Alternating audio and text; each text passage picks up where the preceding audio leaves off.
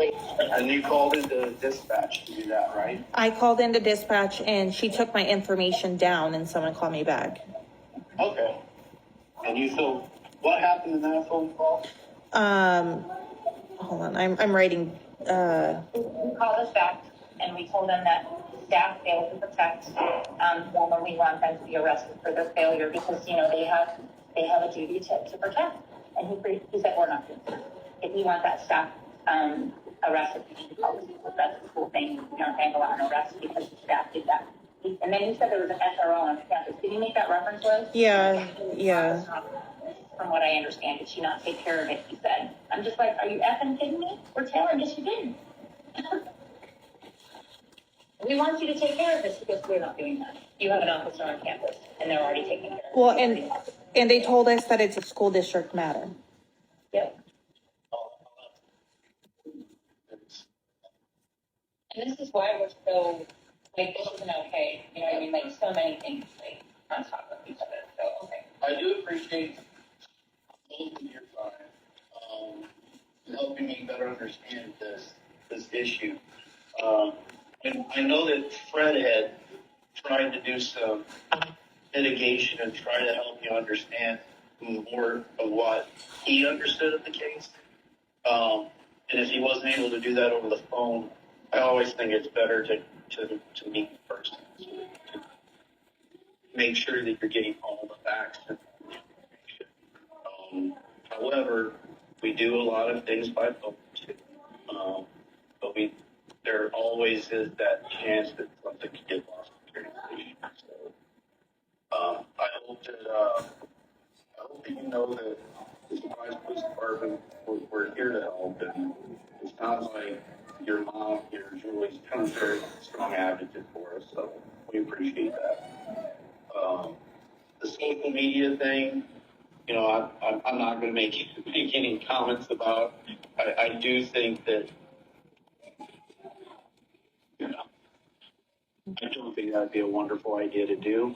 I think we can go through the school district and through the PD and get a lot of this stuff solved. So how do we do that with the school district? Is that going to be advocacy on your end? Yes, I have relationships with some individuals over there that we had to set up the SRO program. So Jason Yeager, also John Croto is their director. He's their big boss. Creighton Musey. He just poorly and dismissed everything. All right. And he's the one that's blaming you guys. Yes. Right. Yeah. He's blaming you. Well, I'm going to have to do some follow-up with. And we're happy to share the recording with them because maybe it's just, you know, I don't want to speak on behalf of not knowing the information. That's fine. We're happy to do that. Yeah, if you please do. If you could send me over the recording. Because it's very. Or even bring it in to me, either way. Okay. Well, email it over. You have my email address, Julie. So. Is the recording going to be private between you? Or are you going to be sending it off to the district so that they can start giving it to their attorney and stuff?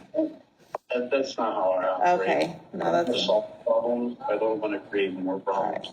We're trying to get them to help us too, and they're not. So. But I also want to know what they're saying so that I can speak more clearly on why our response would be what it is. And the emails that they sent me saying that it's your responsibility, I'm going to forward you those emails too, because we should have that in writing as well. What were they saying particularly was our responsibility is safety of the children? Yeah, and like filing the police report and arresting, like, so basically, I don't know if they're supposed to be telling people what they do in the office. I don't know, but it's clear nobody knows what people are supposed to be doing. And I told myself, like, when this goes to court, we're going to see you guys go get coffee. We're going to see everything on these video games. You're going to see text messages where you send everybody you failed to protect the child. At the end of the day, you guys can do whatever you want, but I'm not saying we're going to do that. Like, and they said, no. They said, Officer K, she could have, you know, come or something about the office not telling them or something. I don't even remember what they had said to you, Liz. Do you remember why she wasn't? No, they're like, oh, well, we didn't know Officer K did that. We're going to have to talk to her about it. I mean, it really sounded like they were putting the blame that they didn't know on Officer K. Just so you know what my expectations are, if there's a crime that occurs on campus, that my SRO is told about it. And then my Furthermore, our expectation of our officer is that they will conduct a complete and thorough investigation of what happened, gather the facts. Sometimes it's not easy. Sometimes we don't have video. Sometimes we don't have, you That know, happens. clear proof that something bad occurred other than what the person is saying.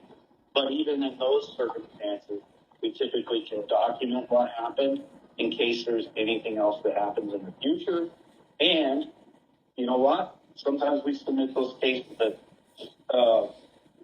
we try to train our officers so that they're not just submitting charges that we have. You know, it's not best, but sometimes when it comes to home studies and getting to the root of the problem, you have to get deeper, and it's not working with this thing.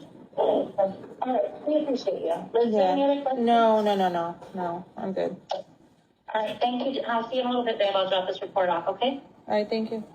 Thank you. Oh, All right.